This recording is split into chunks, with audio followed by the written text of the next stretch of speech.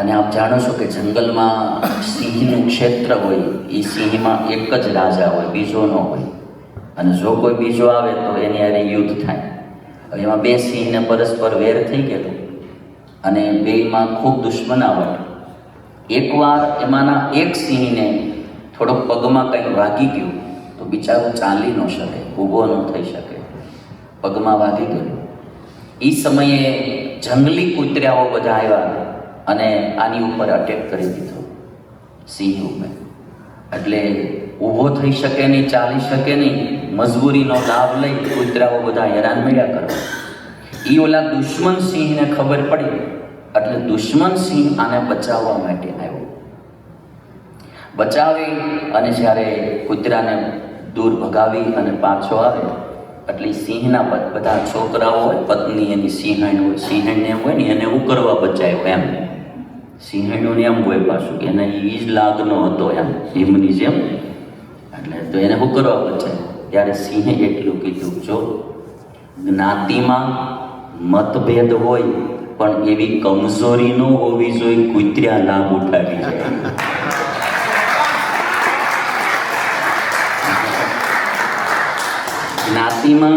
નાતમાં મતભેદ હોય પણ એવી કમજોરી ન હોવી જોઈએ કે કૂતરા લાભ ઉઠાવે. આ હિન્દુઓએ આપણે આ વાત બહુ સમજવા જેવી છે. સમજાય, મતભેદ હોય જરૂર. અને હું એટલા માટે હરેક કથાઓમાં બધાને એક વાત કરું કે જો આપણા હિન્દુઓમાં શાસ્ત્રો અનેક છે, ભગવાનો અનેક છે, કે અવતારો, એટલે આપણામાં ઉપાસના પદ્ધતિઓ અનેક છે. આપણામાં સાકાર ઉપાસના બી છે, નિરાકાર ઉપાસના બી, ઓપોઝિટ ઉપાસનાઓ છે. આપણામાં મૂર્તિ પૂજામાં માનનારા લોકો છે અને મૂર્તિ પૂજાનું ખંડન કરનારા લોકો પણ છે. હિન્દુઓ જ છે બધા, બરાબર. કોઈ ભગવાનને માને, કોઈ માતાજીને માને, કોઈ રામને માને, કોઈ કૃષ્ણને માને, કોઈ શંકરને માને.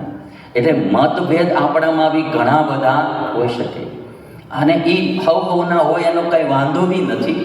પણ એવો સમય જ્યારે આવે તેથી આપણે આ વાક્ય યાદ રાખવું કે જ્ઞાતિમાં, હિન્દુમાં મતભેદ હોય પણ એવી કમજોરી ન હોવી જોઈએ કે કૂતરા લાભ ઉઠાવી જાય. એ લાભ ઉઠાવી જાય એવી કમજોરી ના હોવી જોઈએ. અને ત્યારે આપણે બધાએ એક થઈ જવું જોઈએ. એટલે હિન્દુઓમાં એકતા રહે એ બી બહુ જરૂરી છે. એટલે યુધિષ્ઠિરે અને ત્યારે થોડુંક મન મોટું રાખવું પડે, થોડીક ઉદારતા રાખવી પડે, થોડીક ક્ષમા ભાવના રાખવી પડે. અને યુધિષ્ઠિર કહે છે માટે, હે ભીમ, અર્જુન, જો આ સમય એવો છે કે આ લોકો આપણે શરણે આવ્યા છે, સહાય માગે છે. ક્ષત્રિયનો ધર્મ છે કે કોઈ શરણે આવે અને સહાય કરવી.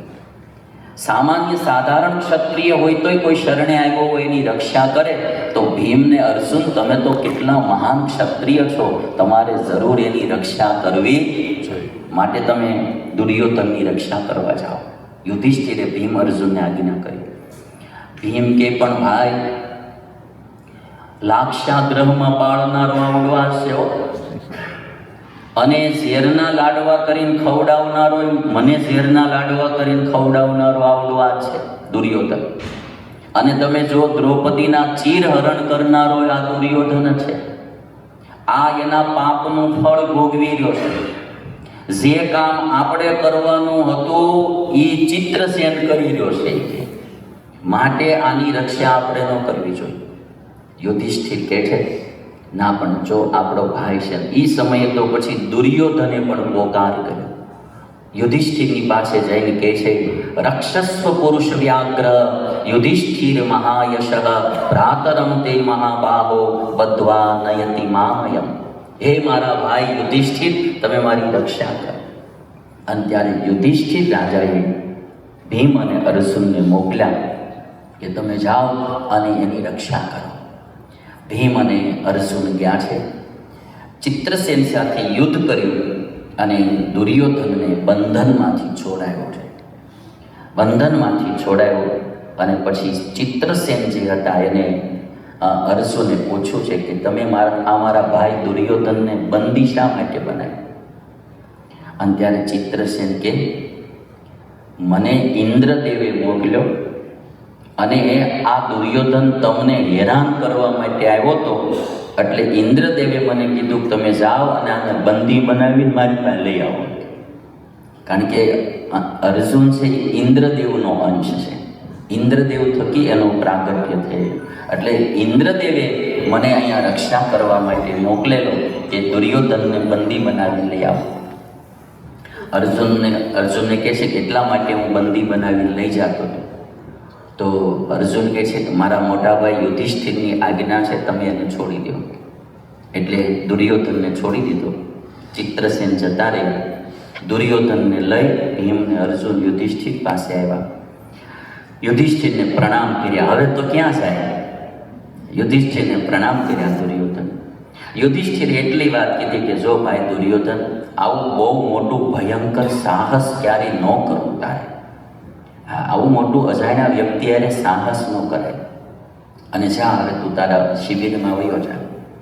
દુર્યોધન જેવો આવ્યો એટલે કર્ણ જોઈ અને મળ્યો પ્રશંસા કરવા કે ભાઈ ચિત્રસેન સાથે યુદ્ધમાં હું તો ઊભો ન રહી ગયો અને સેના બધી ભાગવા માંડી, મારાથી કાંઈ ન થયું. અને હે ભાઈ દુર્યોધન, તું ચિત્રસેનને હરાવીને જીવતો પાછો આવી ગયો, તને ધન્ય છે, તને ધન્ય છે.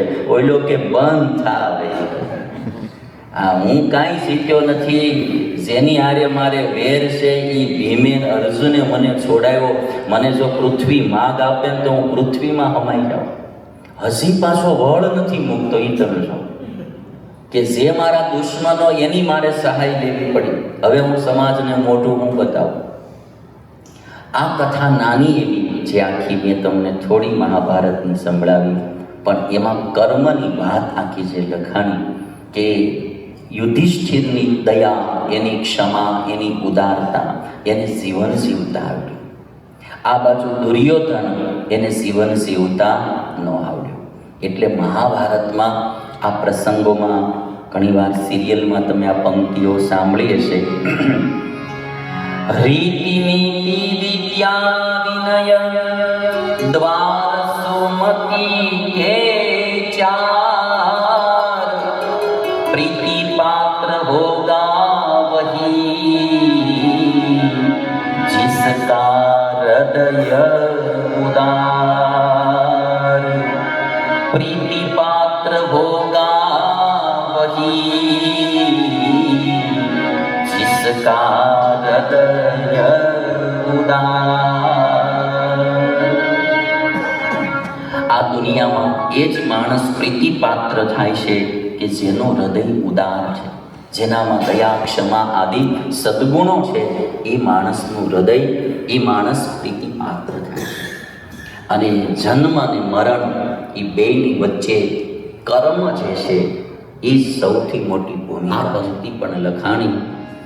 જન્મ મરણ કે મધ્ય હૈ જીવન કર્મ પ્રધાન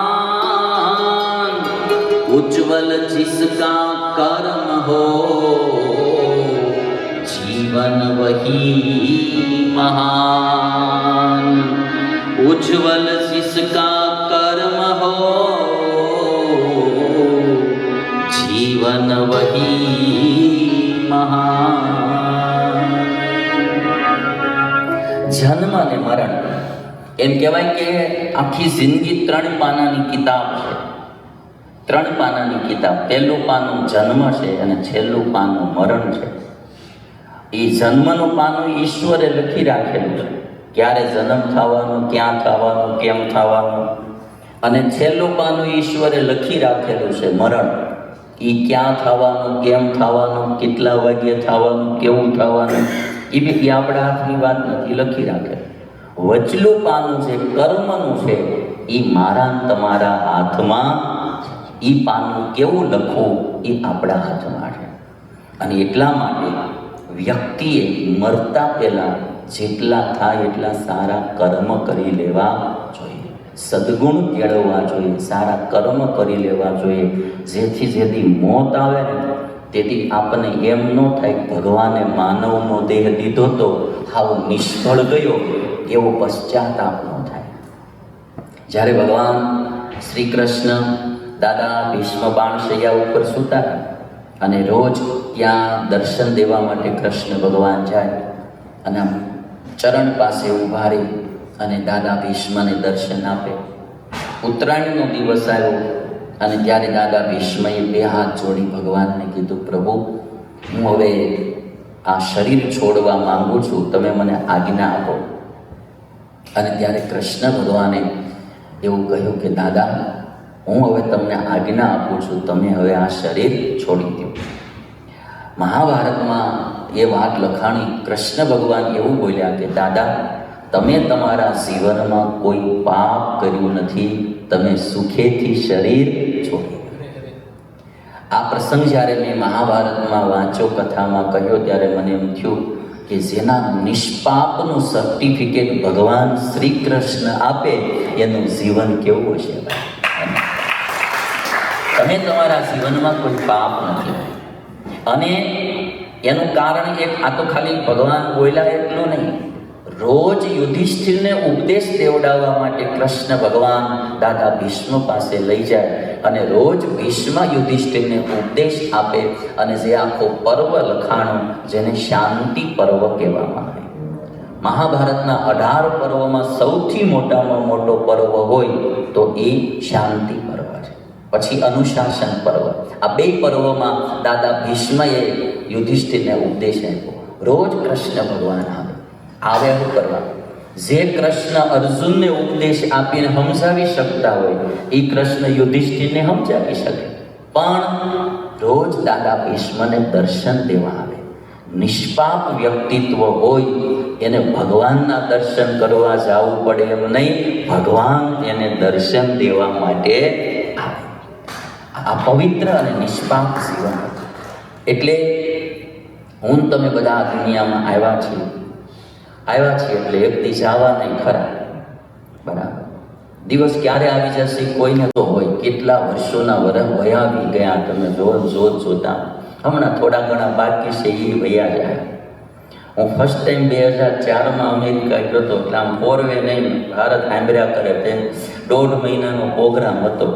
દી ગણતા હતા, હવે આજ જવાનું એમ કરતાં દી વૈયા ગયા, ભારતે ભોગી ગયા. એવું 7-8 વાર પાછો આવી ગયો, વયો ગયો. આ વખતે સૌથી લાંબો પ્રોગ્રામ હતો, 3.5 મહિનાનો. એમ કે બહુ લાંબો પ્રોગ્રામ તોય આ 3.5 મહિના વૈયા ગયા. તમે જિંદગીને જાતા શું વાર લાગે ભાઈ?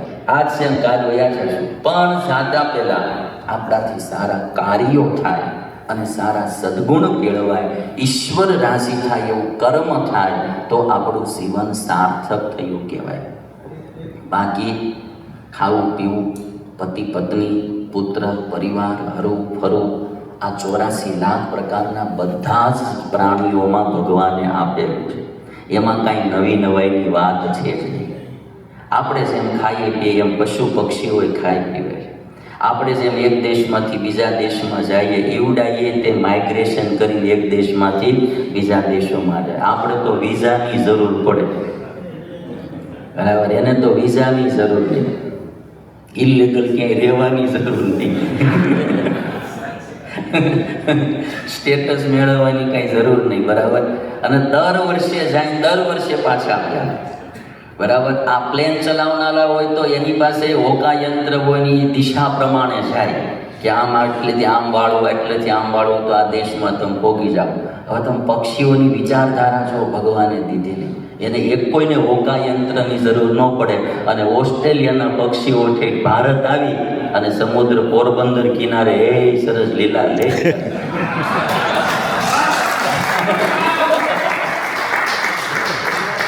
તમે જો કેટલા પક્ષીઓ આવે પોરબંદર, તમે આમ જો ને તો સમુદ્ર કિનારે. હું ગયેલો, મેં તો સમુદ્ર કિનારે કથા કરેલી પોરબંદરમાં. તો એટલા બધા પક્ષીઓ ટોળા આવે. અને ભારતના માણસો તો એમ ભલે તમને જે લાગે પણ દયાળુ ને ઉદાર માણસો. રોજના કેટલા ગાંઠિયા ચણા ખવડાવતા છે. તમે પોરબંદર જાઓ ને સમુદ્ર કિનારે, એટલા ગાંઠિયા ચણા આ તેમ બધું નાખે અને પક્ષીઓ ખવડાવે. અમુક પક્ષીઓ છે દર વર્ષે આવતા હતા ને એને હવે જવાનું બંધ રાખ્યું છે. બોલે એને ધામા નાખી દીધા. બરાબર છે. એને કંઈ પાસપોર્ટની જરૂર નહીં, હવે એને સ્ટે કરી જ નાખ્યો પરમેનન્ટ. કારણ એ થયું એ પક્ષીઓને કે એ અહીંયા ગાંઠિયા ખાય તો ઓસ્ટ્રેલિયા જાય કોણ ગાંઠિયા ખવડાવે, અને ગાંઠિયા ભાવી ગયા એ લોકોને, એટલે આવી ગયા. એટલે એને બી પુત્રો, પત્નીઓ, સંતાનો, હરવું ફરવું, જાવું આવવું, તો એમાં કોઈ નવી નવાઈની વાત નથી. એટલું જ જો જિંદગીનો મકસદ હોય કે ભાઈ આજીવિકા મેળવવી, બરાબર છે, એટલી જીવનની જો ગરિમા હોય તો એ તો પશુ પક્ષી બધાય કરે છે. અને એમાંય કોઈ સુખી દુઃખી છે, માણામાંય સુખી દુઃખી છે, એમ એમાંય છે. આ દેશોના બધાના કૂતર્યા ઓછા સુખી તો તમે વિચાર કરો ને ભાઈ. હા, મેં તો અમેરિકામાં જોયું કેટલો હાંચવે કૂતર્યા. કૂતરાને નવડાવવાના $150 આપે. એને નવડાવી દે, એને નખ કાપી દે, એને માલિશ કરી દે, એને મેકઅપ જે કંઈ કરવાનું થતું હોય બધું કરતું. એટલે કેટલા લે છે? 55 પાઉન્ડ. તો પછી પાઉન્ડ તો મોટો પાછો, ડોલર કરતા પાઉન્ડ મોટો, 55 પાઉન્ડ હે સાઈઝ પ્રમાણે. તો વિચાર કરો લો. હવે આપણને નવડાવવાના કોઈ 55 પાઉન્ડ દે?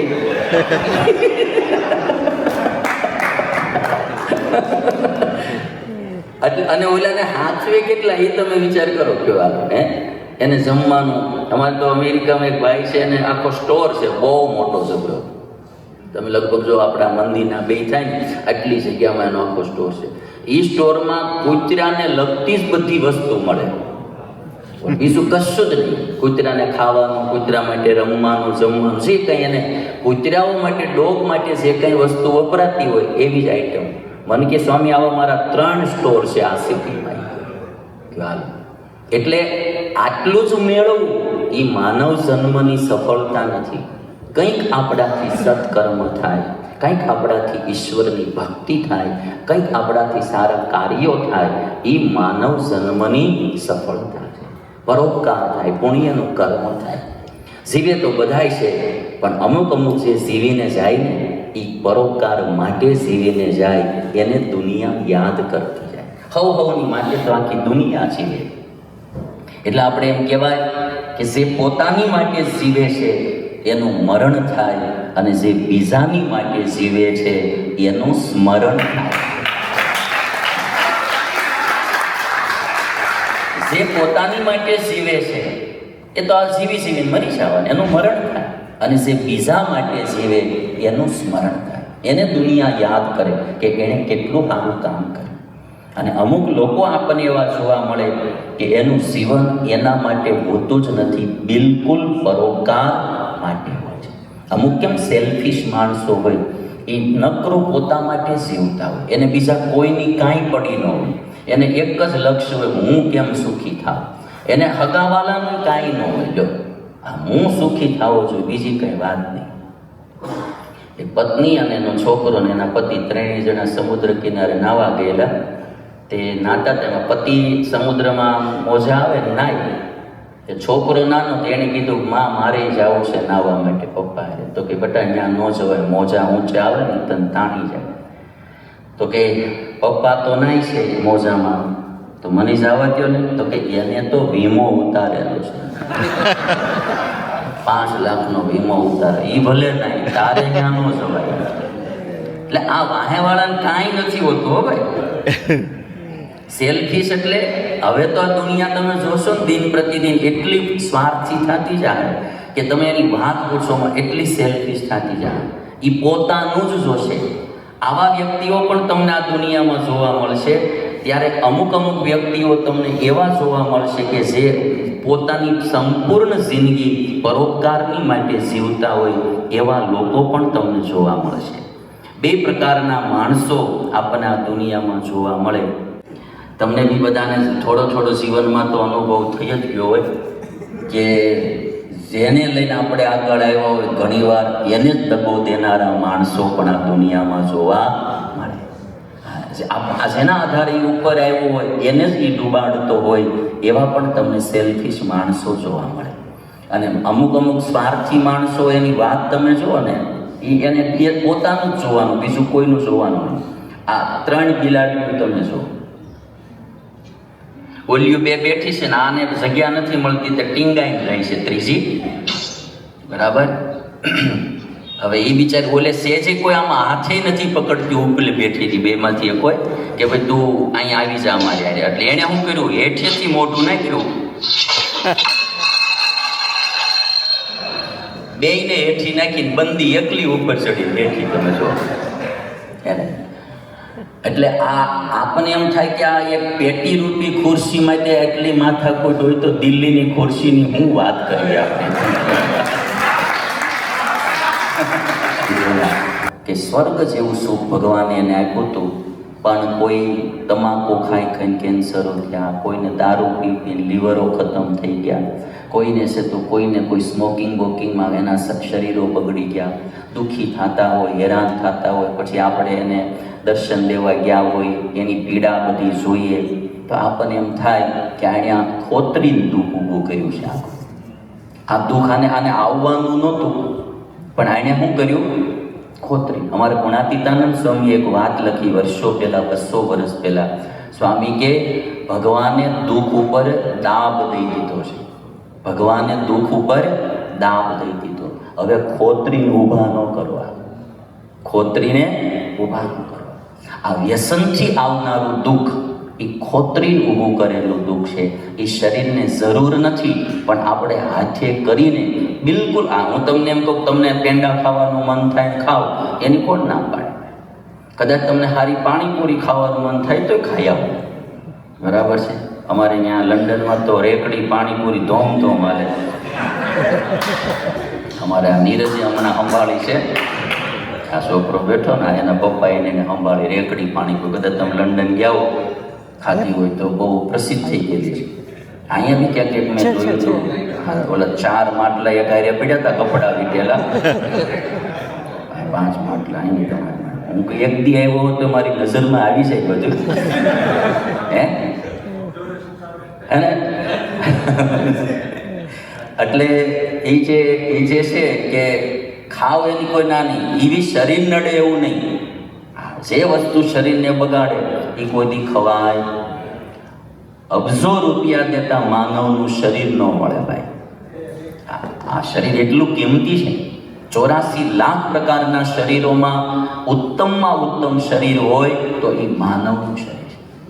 ઈશ્વરની આ દુનિયામાં સારામાં સારું ઈશ્વરનું ક્રિએશન હોય ને તો એ માનવનું શરીર છે. એ ભગવાને મને તમને આપ્યું. આપણે આને સારું તો ન કરી શકીએ, પણ જે ઈશ્વરે દીધું એને બગાડવું, એને બગાડવું. આપણે એક ભજન ગવાતું, મૈલી ચાદર ઓઢ કે કૈસે દ્વાર તુમારે. ઈશ્વરે આપણને આ એકદમ ચોખ્ખી ચાદર દીધી હોય તો આને મેલી ન કરવી. અને એટલા માટે છેલ્લી વાત તમને 2-3 એ કરું કે વ્યસન હોય તો આજે આ સભામાં છોડી દેવું. માતાજીની કૃપા તમારા ઉપર. આપણું શરીર સ્વસ્થ રહે, નહીં એટલે નહીં. હું વારે વારે કહું છું કે મોદી સાહેબ આખી દુનિયા ફરે, એક પ્રકારનું વ્યસન હોય તો કયો ભાઈ હે. ગમે દુનિયાના માણસની હારે બેસવાનું થાય, વ્યસન નહીં એટલે નહીં. અને જે શ્રદ્ધા, જે ટેક, ઈશ્વરની ભક્તિ, માતાજીના ઉપવાસ નવરાત્રિમાં ચાલતા હોય ને અમેરિકા જાય ને વ્હાઇટ હાઉસમાં ભોજનનું આમંત્રણ મળે તો એ નહીં ખાવાનું. એટલે હા, આપણે હોય તો ભાઈ ખાઈ લો, નતર મિશેલ ભાગીને ખોટું લાગશે. આપણે એમ થાય મોહબ્બતમાં આવીએ, મિત્રનો બર્થડે પાર્ટી હોય, જરાક આવે ફરતું તો કે ભાઈ લો ને હવે સાટો પાણી કરી લો. મિત્રની પાર્ટી નો એટલે નો, ના પડે, હું નહીં કરતો, કામ પતી. અને તમે 5 વાર એ રીતે લો ને એટલે 6ઠી વખત તમને કોઈ હાથ જ લાંબો ન કરે. એને ખબર જ પડી જાય કે આ વ્યક્તિનું જીવન આવું છે, એટલે એમાં કોઈ પણ લાંબો હાથ જ ન કરે. અને એટલા માટે આપણે પહેલી વાત તો એ છે, કર્મ કરવામાં આપણું શરીર બગડે એવું કોઈ દી કર્મ ન કરવું, એવું ખાવું પીવું નહીં. બીજું, આપણાથી કોઈને નુકસાન જાય, દુઃખી થાય એવું કર્મ ક્યારેય ન કરવું. આશીર્વાદ અને શ્રાપમાં એક વાત બહુ યાદ રાખજો કે આપણા કર્મથી, આપણા સદગુણથી કોઈ પણ રાજી થાય એ આશીર્વાદ છે. અને આપણા દુર્ગુણોથી, આપણા દુષ્કર્મથી કોઈ નારાજ થાય એ જ મોટામાં મોટો શ્રાપ. બોલવું એ તો એક ઔપચારિકતા છે, જ્યાં ભગવાન તારું ભલું કરશે એ તો એક ઔપચારિકતા છે. બાકી આપણો સદગુણ અને આપણું સત્કર્મ એનાથી તમારી ઉપર જે પ્રસન્નતા થઈ જાય છે એ જ સૌથી મોટો આશીર્વાદ છે. અને આપણા કર્મથી ને આપણા દુર્ગુણોથી કોઈ નારાજ થાય તો એ સૌથી મોટો શ્રાપ છે. શ્રાપ ને આશીર્વાદ બોલવાની ચીજ નથી, શ્રાપ ને આશીર્વાદ અંતરથી નીકળતી ચીજ છે. અને એટલા માટે મારે ને તમારે સારા કર્મો કરવા અને એના કર્મના ફળમાં તમે જો યુધિષ્ઠિર એ યુદ્ધ પહેલાં દાદા ભીષ્મ પાસે જાય, ગુરુ દ્રોણ પાસે જાય, કૃપાચાર્ય પાસે જાય. ત્રણ જણાએ એટલું કીધું કે અમે લડશું દુર્યોધનના પક્ષમાં, પણ અમારો આશીર્વાદ તારી ભેગો છે, વિજય તારો થશે. કારણ કે યુધિષ્ઠિરમાં સદગુણ હતા, યુધિષ્ઠિરમાં સત્કર્મ હતું. બાકી દુર્યોધન પાસે 11 અક્ષોહિણી સેના હતી, પાંડવો પાસે ખાલી 7 અક્ષોહિણી સેના હતી. છતાં પણ પાંડવોનો વિજય થયો એનું કારણ, સૌથી મોટું કારણ આશીર્વાદ હતો.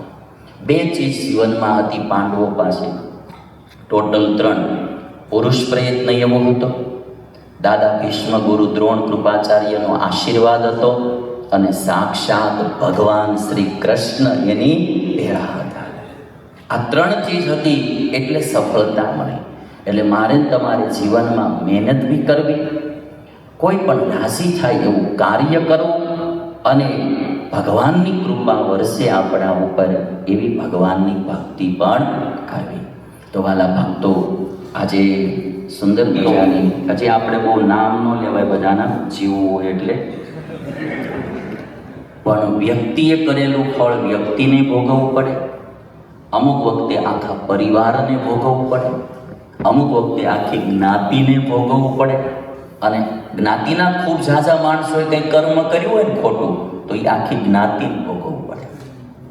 જ્ઞાતિ લેવલે તે એનું ફળ આવે ભાઈ. બહુ આમાં બહુ વિવરણમાં ન જવાય, આમાં શું છે, અટાણે દુઃખ લાગવાનો જમાનો બહુ આવી ગયો, એટલે આપણે ક્યાંય જવાય નહીં. વ્યક્તિએ કરેલું કર્મ વ્યક્તિને ભોગવવું પડે. ઘણીવાર પરિવાર ભેગો હોય તો એક વ્યક્તિએ કરેલું કર્મ આખા પરિવારને ભોગવવું પડે. અને કોઈ એક જ્ઞાતિના ઝાઝા માણસોએ કંઈ કર્મ કર્યું હોય તો આખી જ્ઞાતિને એનું ફળ ભોગવવું પડે. અને દેશ લેવલે દેશના માણસોએ કોઈ મોડું ઝાઝું કર્મ કર્યું હોય તો એ આખા દેશને પણ ભોગવવું, દેશ લેવલે પણ એના ફળ ભોગવવા પડે. કોઈ પણનું શોષણ કર્યું હોય ને તો વર્ષો પછી પણ આપણને જોવા મળે કે આ સમાજનું આ દેશે બહુ શોષણ કર્યું હતું, આજ આ દેશ એ સમાજનું પોષણ કરી રહ્યો છે અને બેઠો બેઠો ખાય છે. એ બી એક તમને જોવા મળશે. એટલે કરેલું કર્મ જે છે એ માણસ માત્રને બધાને ભોગવવું જ પડે. એટલે સુખ અને દુઃખ પણ કર્મ સિવાય બીજું કાંઈ નથી. કોઈ એમ કે આ બધી અંધશ્રદ્ધાઓ તો ખોટી આપણે બધા ફેલાવીએ છીએ કે આ બાંધવાથી આમ થઈ જાય, ઓલું બાંધવાથી લીંબુ મરચાં ઘોડાના નાળ ને આ માંદળિયા દોરા ધાગા, આ બધું. માણસે સૌથી પહેલું ધ્યાન કર્મ કરવામાં દેવું જોઈએ. આ જે માણાના કર્મ હારા હોય ને, સુખ તો એને ગોતતું આવે ને. આંબો વાવો એટલે કેરીયું આવે, બાવળીઓ વાવો એટલે હાંગરા આવે. બહુ સીધી વાત છે. બાવળીઓ વાવીને પછી આપણે એને ગમે એટલા માંદળિયા બાંધી, ગમે એટલા દોરા બાંધી, ગમે એટલા નાળિયેર બાંધી, શ્રીફળ બાંધી કે લીંબુ બાંધી, મરચા બાંધી, પણ આંબા બાવળીયામાં કોઈથી કેરી આવે? એમાં કોઈથી આવે નથી. કેરી ખાવી હોય તો આંબો વાવવો જોઈએ. સારું કર્મ માણસે કરવું જોઈએ. સારું કર્મ કરીએ એટલે સુખ રૂપી કેરી આવે ને. અને એટલા માટે આપણે હિન્દુસ્તાનમાં એક પંક્તિ ગવાતી આવે છે વર્ષો પહેલા, જો બોયેગા વહી પાયેગા,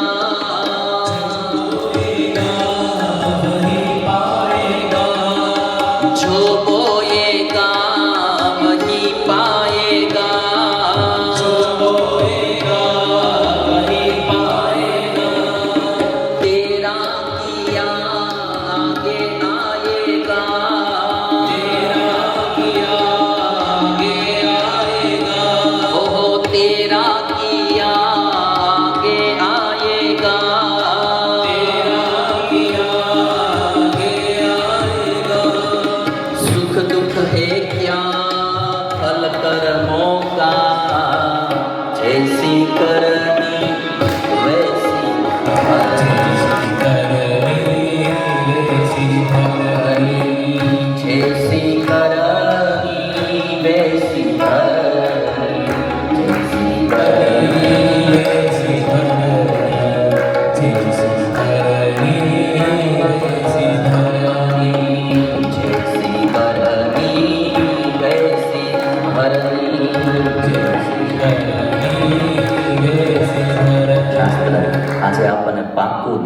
જેમ લખ્યું છે ને એમ જ દુનિયામાં થઈ રહ્યું છે. ભાગવતમાં એવું લખ્યું છે કે કળિયુગ આવશે ત્યારે વિવાહમાં અભિરુચિ મુખ્ય રહેશે. આવું લખ્યું. શું? અભિરુચિ મુખ્ય છે. ગમે છે ઓકે, પછી બીજું કાંઈ જોવામાં આવશે, અભિરુચિ મુખ્ય રહેશે. બીજું, વિવાહમાં વિધિ નહીં રહી. જે 16 સંસ્કારોમાંનો વિવાહ એક 10મો સંસ્કાર કહેવાતો. વેદોક્ત વિધિથી વિવાહ આપણા હિન્દુસ્તાનમાં થતો. વિધિ હવે નહીં રહી. કોર્ટ મેરેજ આવવા માંડ્યા. વિધિ એમાં કાંઈ આવે ને, ખાલી સાઈન જ કરવાની રહે એટલે ઓકે થઈ ગયું. એવું લખ્યું છે ભાગવતમાં કે કળયુગમાં સસરા પક્ષના સંબંધ વધી જાય. પાર્ટનરોમાં હાડા હાડું ભાઈ છે. બરાબર. સાસુબા આવશે તો 5 દી સુધી સરસ મજાનો વેલ્સ ફરવા લઈ જાય, સ્કોટલેન્ડ ફરવા લઈ જાય. ઘરની મમ્મી આવશે કોઈ ક્યાંય નહીં લઈ જશે. બરાબર. સસરા પક્ષના સંબંધ વધી જશે આખા. અને તમે આમ જોશો ને તો તમને બધાને એમ લાગશે કે મારું ના વાત તો સાચી છે. ત્યાં સુધી લખ્યું છે મહાભારતમાં ને એમાં કે નાની ઉંમરમાં વાળ ધોળા મળશે. આજથી 100 વર્ષ પહેલા કોઈ આ વાત કરે કોઈને મનાય ભાઈ? ત્યારે નાની ઉંમરમાં વાળ ધોળા મળશે. શરીરની હાઈટ ઘટવા માંડશે જેમ કળિયુગ આવશે એમ. અને ઉંમર 20 થી 30 વર્ષની થઈ જાય. ભાગવતમાં લખ્યું ઉંમર 20-30 વર્ષમાં બધું જ કરી લેવાનું. વિઝા મેળવી લેવાના, સ્ટડી કરી લેવાની, PR થઈ જવાનું, જે કાંઈ કરવું હોય બધું 20-30 વર્ષમાં હંકેલવાનું રહેશે. અને અમુક ચીજો આપણને સે લાગતી હોય તે ભાગવતમાં એવું લખ્યું કળયુગમાં માણસ મંદ બુદ્ધિનો થઈ જશે. આજથી થોડાક વર્ષો પહેલાં મને બી એવું લાગતું હતું કે આ કેમ લખ્યું છે. આજે તો માણસ ઇન્ટેલિજન્ટ થતો જાય છે. બરાબર. પણ હવે જ આ દુનિયા ફર્યા પછી મને લાગે કે ભાગવતમાં જે લખ્યું એ વાત સાચી છે. જે મંદ બુદ્ધિનો એટલે કે બુદ્ધિ વિનાનો માણસ થતો જશે. પોતાનું અહિત થાય, પોતાને નુકસાન થાય, દુઃખ આવે, હેરાન થાય, એવું ખાતો પીતો થઈ ગયો, એવા કામ કરતો થઈ ગયો, તો આને બુદ્ધિશાળી કઈ રીતે કહેવાય? પોતાનું અહિત થાય એવું કાર્ય કરે તો આ બુદ્ધિશાળી છે. મંદ બુદ્ધિનો થતો જશે. અને આપણે બધાને જે લાગે છે આ રાસાયણિક ખાતરો, બધી પેસ્ટિસાઇડ દવાઓ, ખાણી પીણી બધું કેમિકલ્સ વાળું થઈ ગયું. માણસની ઉંમર ધીરે ધીરે ઘટતી જશે. એટલે એક ચીજો બધી છે આ એમાં લખાણી. અને એનું જોતા આપણને એમ લાગે કે શાસ્ત્રોમાં જે વાત લખી, સ્વામિનારાયણ ભગવાને વચનામૃતમાં એક વાત લખી કે ભાગવત આદિ શાસ્ત્રોમાં જે કહ્યું છે એ સત્ય છે અને એ પ્રમાણે જ થાય છે. એટલે ક્યારેક આપણા શાસ્ત્રો પણ વાંચીએ અને સમાજનું ચિત્ર જોઈએ તો આપણને એમ થાય કે જે વાત શાસ્ત્રમાં લખી 100% સાચી છે, આપણને પાકી દેખાય. અને આપણા હિન્દુસ્તાનના શાસ્ત્રો જે છે, હિન્દુસ્તાનનું ગૌરવ તમને હું થોડી વાત કરું કે ભારતમાં જે શાસ્ત્રો લખાણા છે એટલા દુનિયામાં ક્યાંય નહીં લખાણા. અને એ શાસ્ત્રો આપણા તો કેટલા શાસ્ત્રો તો બાળી નાખ્યા. બાકી તમને કહું કે આજે આપણા જૂના શાસ્ત્રોમાં જે વસ્તુ લખાયેલી છે એ તમે જુઓ, આ બે ખૂબ આપણને એમ લાગે કે આજે એ થઈ રહ્યું છે. ભાગવતના 9મા સ્કંદમાં એમ લખ્યું કે ઇક્ષ્વાકુ વંશમાં, સૂર્યવંશમાં એક મનુ રાજાને દીકરા થયા. એને માગ્યો તો દીકરો અને જન્મી દીકરી. તો ગુરુ વશિષ્ઠને કીધું કે મેં દીકરો માગ્યો તો દીકરી કેમ આવી? તો વશિષ્ઠ ગુરુએ મંત્રથી દીકરીમાંથી દીકરો બનાવી દીધો. બરાબર. વળી પાછો એ હિમાલયમાં ફરવા ગયો તો ત્યાં વળી શંકરના શ્રાપથી વળી પાછો એ પુરુષમાંથી સ્ત્રી થઈ ગયો. વળી વશિષ્ઠ ઋષિ પાસે ગયા. વશિષ્ઠ ઋષિ શંકરની આરાધના કરી. શંકર દાદાએ આશીર્વાદ દીધો કે ભાઈ હાલ તો મારો શ્રાપ મિથ્યા નહીં થાય, 50-50 કરી દો કે 1 મહિનો પુરુષ, 1 મહિનો સ્ત્રી રહેશે. પછી 1 મહિનો પુરુષ રહેતો, 1 મહિનો સ્ત્રી રહેતો. આવું ભાગવતના 9મા સ્કંદમાં લખ્યું. તો આપણે જોઈએ તો આપણને એમ થાય કે મારું આવું તે બધું થતું હશે. થોડા વર્ષો પહેલા વિચારો તો શું થાય કે આ ગપગોળા હું માર્યા છે. બરાબર.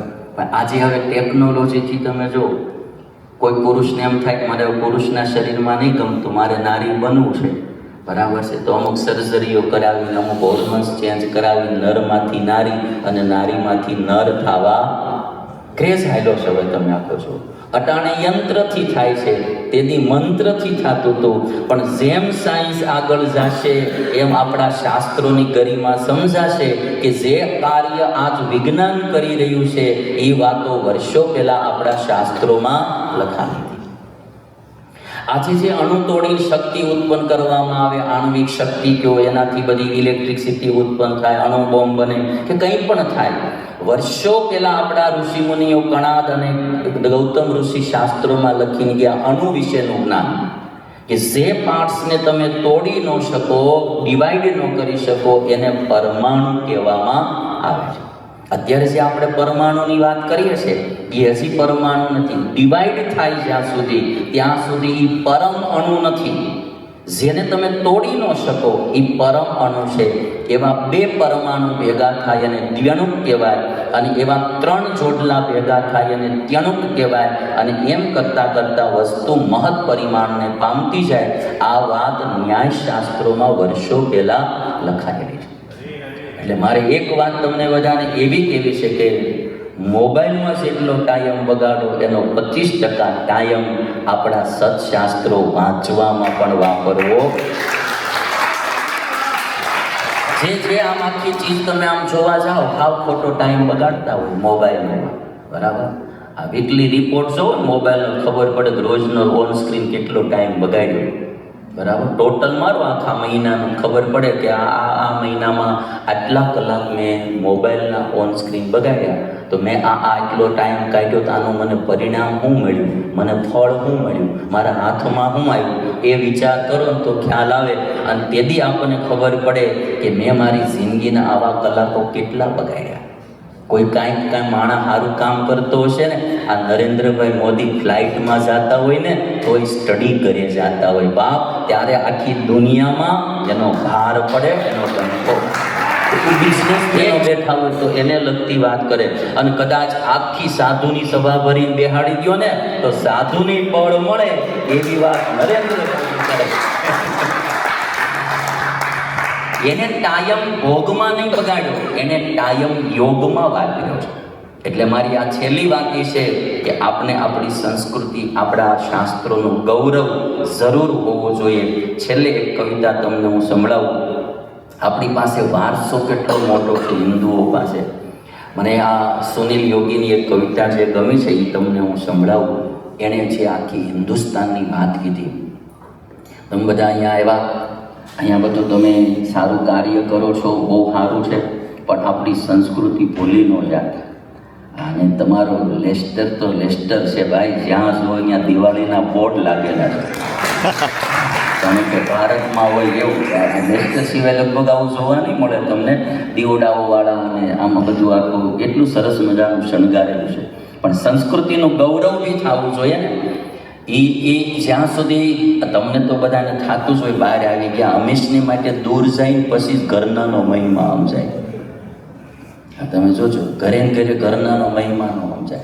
એટલે ભારત વર્ષમાં બહેનોને જન્માષ્ટમી આવે, ભીમ એકાદશી આવે ત્યારે 10 થી 15 થી પિયર મોકલવામાં આવતા હતા. એ 15 થી પત્ની પિયર જાય ને ત્યાં ટપોડાને ખબર પડે ચંપા હાલશે નહીં. ઓલા 24 કલાક ભેગા હોય ને, તું આવીશો ને તું આવીશો ને, તું હરકું રાંધતી નથી, તને આમ આવડતું નથી, એમ થાય. ઓલી 15 દી આઠમ કરવા ગઈ હોય અને ભાઈ રોટલી બનાવતો હોય ક્યારેક અફઘાનિસ્તાનનો નકશો બને, ક્યારેક પાકિસ્તાનનો, અને ક્યારેક પછી હિન્દુસ્તાનનો. એટલે પછી એને ખબર પડે કે બોલો આ એ બધું એનાથી થાય. એટલે આ એક દૂર છે ને એટલે એનું મહિમા સમજાય છે. એટલે સંસ્કૃતિનો વારસો તમે જોવા જાઓ. ઘણા મને કહેતા કે આ વખતના વિચરણમાં સ્વામી અહીંયા બહાર આવ્યા ને પછી અમને આપણું બહુ આપણો જે મત હોય એને માની, એની કોઈ ના નહીં. પણ હિન્દુને લગતી કોઈ બી શાખા હોય, કોઈ બી સંત, કોઈ બી મહાપુરુષ, કોઈ બી દેવ, દેવી, દેવતા, ભગવાન, આપણને એટલું તો થવું જોઈએ કે આ અમારો હિન્દુ છે, આ અમારો હિન્દુસ્તાની છે. અને અંતમાં આપણે સારા કર્મો કરી. કર્મમાં બીજું કાંઈ નથી જિંદગીમાં. મને તો બહુ પાકો આ સ્વામિનારાયણ ભગવાનની શિક્ષાપત્રીનું 200મું વર્ષ છે. સ્વામિનારાયણ ભગવાને 200 વર્ષ પહેલાં શિક્ષાપત્રી લખી, એનું આ 200મું વર્ષ ચાલી રહ્યું છે. અને શિક્ષાપત્રી વર્ષો પહેલાં અંગ્રેજોને ત્યાં આપેલી હિન્દુસ્તાનમાં, એ આજે ઓક્સફર્ડ યુનિવર્સિટી, જે અહીંયા આપણે આવે ઓક્સફર્ડ યુનિવર્સિટી, એની લાઇબ્રેરીમાં એ શિક્ષાપત્રી રાખવામાં આવી છે. આખું ખાનું સ્પેશિયલ એ લોકોએ એની માટે રાખ્યું છે. તમને એક વાત મારે એ કહેવી કે 200 વર્ષ પહેલાં જ્યારે એનું શાસન ત્યાં હતું, સ્વામિનારાયણ ભગવાને રાજકોટમાં એની શિક્ષાપત્રી આપી હતી, સંસ્કૃતમાં લખેલી શિક્ષાપત્રી. મને તમને કોઈ પુસ્તક આપે ને આપણી ભાષા ન હોય, આપણે ગમે ત્યાં મૂકી દઈએ. એ લોકોએ ત્યાં સાચવી, ત્યાંથી નીકળ્યા તો અહીંયા આવ્યા, તો અહીંયા પાછી શિક્ષાપત્રી લેતા આવ્યા અને આજે એને લાઇબ્રેરીમાં સુરક્ષિત કરીને રાખી. જો એ લોકોને આટલો હિન્દુસ્તાનના શાસ્ત્રોનો મહિમા રહેતો હોય તો આપણને ભારતવાળાને રહેવો. હમણાં હું ઓસ્ટ્રેલિયા ગયેલો આ જ વર્ષે, તો ત્યાં એક પુસ્તક મને લાઇબ્રેરી બહુ મોટી એડિલેડની પાર્લામેન્ટની લાઇબ્રેરી હતી, એમાં મને લઈ ગયા અને ત્યાંનો લાઇબ્રેરિયન ઓસ્ટ્રેલિયન ભાઈ એક પુસ્તક મને બતાવતો હતો. અને પુસ્તકમાં હિન્દુસ્તાનનું આર્કિટેક્ચર, જે બધા ચિત્રો હોય કે આ જમાનામાં આવા આવા બિલ્ડિંગો બનેલા હિન્દુસ્તાનમાં, એમાં કર્ણાટકના ગોલ ગુંબજનું આખું પિક્ચર ને એના બધા કે આવી રીતે આ બનેલું, અને એટલા ગૌરવથી મને બતાવતો હતો. મને કે આ એક 1860ની સાલમાં ઇંગ્લિશમાં લખાયેલું એ પુસ્તક એ લોકોએ લાઇબ્રેરીમાં સાચવી રાખ્યું છે અને મને બતાવતા હતા. મેં કીધું હું તો ત્યાં જઈ આવેલો ગોલ ગુંબજ એટલે ખબર. મેં કીધું આ ગોલ ગુંબજ છે ને કર્ણાટકમાં છે. તો એ લોકો એટલા ગૌરવથી વાત કરતા હતા કે આવું આર્કિટેક્ટનું કામ બધું હિન્દુસ્તાનમાં થયેલું છે. તો મને એમ થાય કે આણે 1860નું શાસ્ત્ર હજી સાચવી રાખ્યું છે. અને આપણા હિન્દુના ઘરે જાઉં તો ન જોવા મળે ગીતા, ન જોવા મળે રામાયણ, ન જોવા મળે ભાગવત, અને નાખીને બોટલ હોય બધી ઇંગ્લિશ. તો થોડુંક આપણે વિચારવું જોઈએ કે આપણો વારસો આપણે યાદ રાખવો જોઈએ. એટલે જિંદગીમાં બીજું કાંઈ સ્વામિનારાયણ સ્વામિનારાયણ સીતારામ રામ રામ રાધે શ્યામ શ્યામ શ્યામ સીતારામ રામ રામ રાધે શ્યામ શ્યામ શ્યામ સીતારામ રામ રાધે શ્યામ શ્યામ શ્યામ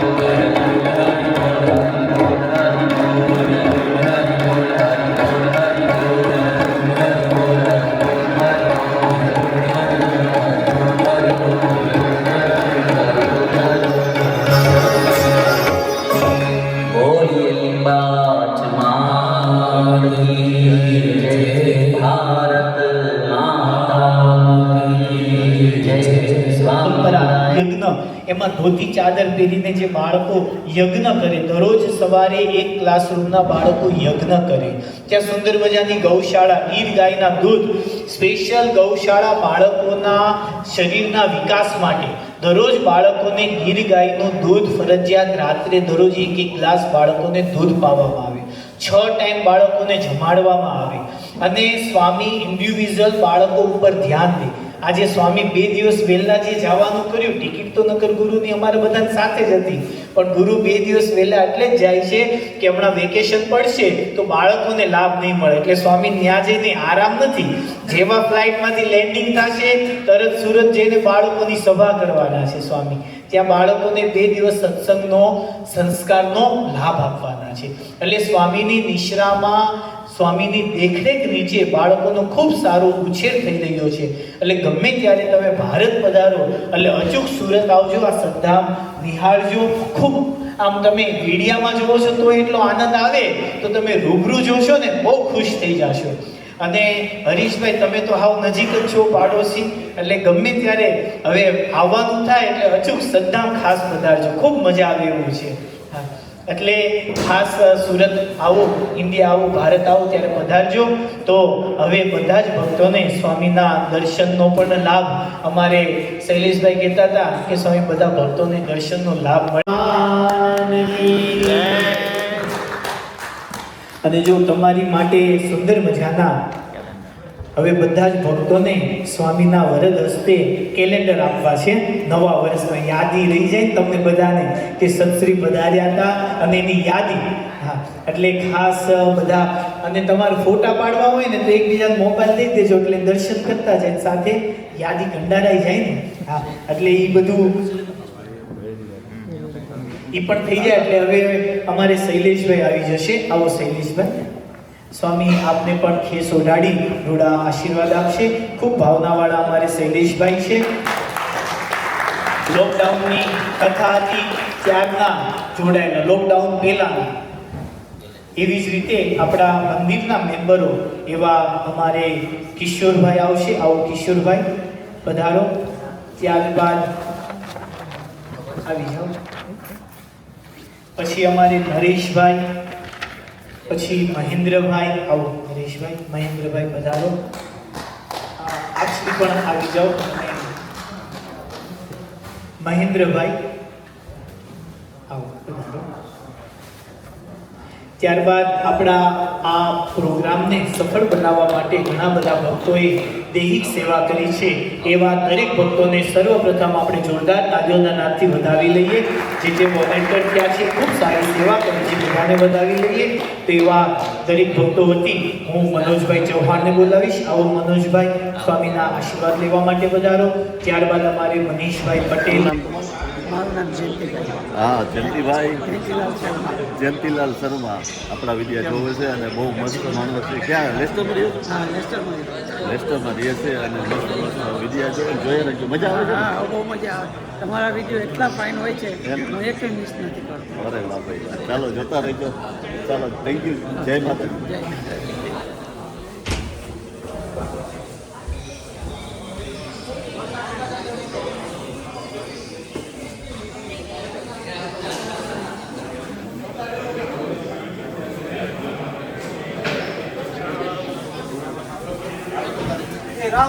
અરે કેમ છો? જય માતાજી. જય માતાજી. તમે ગમે ત્યાં હોય હો. કેમ છો? હા, ફોટા. ચાલો શૈલેષભાઈ, બહુ મજા આવી હો ભાઈ. અરે મજા આવી, મજા આવી ભાઈ. બધાને બહુ સારું થઈ ગયું. છેલ્લો દિવસ હતો ને ભાઈ પાસે. અરે ચાલો ચાલો, બહુ મજા આવી. આવું નવું થાય કાર્ય તો બધાને હાલો. હાલો શૈલેષભાઈ, જય માતાજી.